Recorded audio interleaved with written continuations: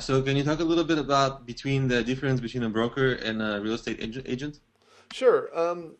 In most states, they have different licensing requirements. So, like in the state of California, for instance, if you want to become a real estate agent, that means that you have to put in a certain number of hours of school, and then you actually have to take a test, a real estate agent test, and you have to pass the test, and then you have to actually work under a broker.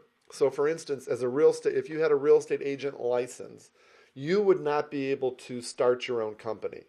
You would have to work for somebody who has a real estate broker license. So obviously, because of that, you can guess that having a real estate broker license does require more schooling.